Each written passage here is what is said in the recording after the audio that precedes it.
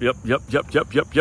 Aswand, Cruickshank, your one and only Move Swiftly speaker, checking in for a daily Move Swiftly thought, giving you a perspective on teamwork that you will not get anywhere else. All about how to leverage conversations today. Understanding that may or may not be a new term to you. It may be something that you've done in the past. You just haven't heard it said like that before. But we're going to talk a little bit about how to leverage conversations. And before I even get started, I want to make sure I make one thing perfectly clear, especially for any business owner, which is the majority of you business owners, people who are in leadership roles, who have to manage several teams, who have to manage personalities, or you're required to create new business on a day-to-day basis, which is primarily the folks that tune into my work, because I know who my audience is. Understand that in order for you to get where it is you're trying to go, you have to make it a habit, an everyday thing in which you're constantly reaching out to someone new, reaching out to a new person, whether that new person is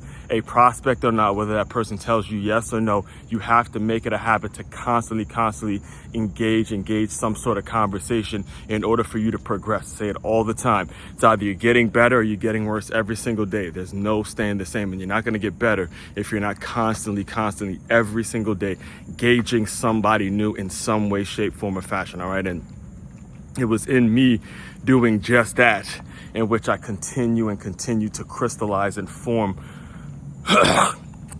my ideal avatar. And again, creating and finding your ideal avatar, your ideal client, your ideal prospects is an everyday process, because you have to be in the grind with them. You have to have certain things that you've done in your past that makes it so you connect to your ideal customer in ways that no other entity can connect with them. And you have to continuously seek out ways to really serve your ideal audience. I serve your ideal client. All right.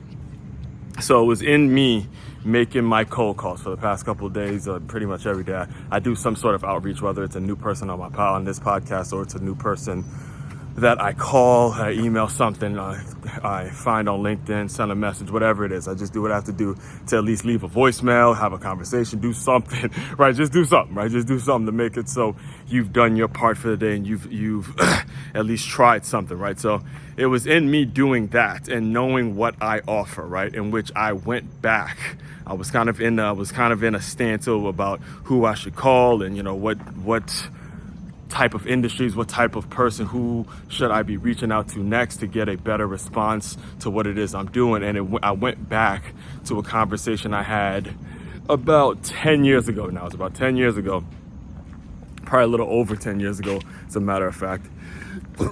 Excuse me. A little over 10 years ago, in which I was trying my best. I mean, I've said it on this show so many times, and if you're a regular listener, you already know. I was trying my best to create this minor league football team in Ocean City, Maryland, named the Ocean City Sharks, right? And great concept, great foundation, whether it's with the Ocean City Sharks or Gym 44, everything was kind of in place in my own mind. The only thing I actually needed was either a job or a sponsor. So some kind of way in which the money was coming in on a regular basis, and I had neither, right? Because when I quit my job, that wasn't paying me much of anything as it is, but I quit the job because I was convinced that the idea was good enough to get a sponsor, right? So I quit the job before I actually got a sponsor. Again, something I don't recommend you doing. Again, learn from my mistakes, learn from the things I did the wrong way. And what actually happened was I stopped paying my car insurance and my car note, and I actually got pulled over. And if you get pulled over and you don't have car insurance, then ultimately they take your car. You got to go to court, and they get the tags taken off it. And luckily, I was lucky in this situation because it turned out to be Allstate. I was with Allstate at the time. It turned out to be a technicality, and it was Allstate's fault technically, but in reality, it was my fault because I didn't pay it. I wasn't paying it, but I got away. I kind of got away with one in that regard. All right. So anyway, once the dust sort of settled on that situation, I went over to the Allstate agent, right? I went over to the Allstate agent. Right now, his name is slipping I can't remember his name at the moment. However, it was one of the most valuable things I've done because he actually introduced me into a whole new world of entrepreneurship, and because I was doing this, I was so deep into the entrepreneurial world, I was constantly having conversations with any and everybody. And he was telling me, look, they make sure. I asked him, I said, hey, how do you become an Allstate agent? He goes, look, they make sure you're an entrepreneur. Make sure an entrepreneur. And I was at his office. He had a stack this big of business cards. He goes, anybody, we reach out to anybody, we do anything, anywhere, we will do whatever it is we have to do. So eventually I set up a meeting with him after that. Once he got the situation straight with my car, I set up a meeting after that to talk to him about the idea of the Ocean City Sharks and being a sponsor and all that kind of stuff. And he showed me, all right, once I, made my pitch, or I just kind of let him know this is what I'm doing, and if you can afford to help out, yada, yada, yada. He says, look, we do stuff like that. We definitely do stuff like that. And he shows me all the money that the company puts aside for professional development, for sponsorship, for things like I'm doing. And it was in that conversation, like going back, and this was a couple days ago.